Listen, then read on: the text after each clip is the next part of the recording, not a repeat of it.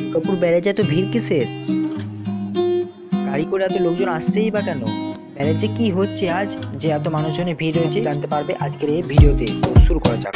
নতুন ভিডিওতে সকলকে স্বাগতম। আজ বাংলা পৌষ মাসে মকর সংক্রান্তি, সেই জন্য ব্যারেজে এত মানুষজনের ভিড়। আর ব্যারেজে মকর সংক্রান্তির দিন সবাই মকর স্নান করতে আসে।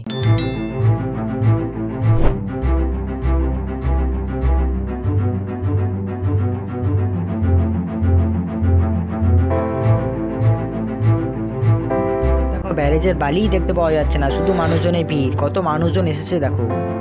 মকর সংক্রান্তির দিন ব্যারেজে মানুষজনের মেলা বসেছে দেখো। মানুষজনের কত ভিড় হয়েছে। ব্যারেজের ওপারও মানুষজন মকর স্নান করছে, আর এপারে কত মানুষজনের ভিড় হয়েছে দেখো।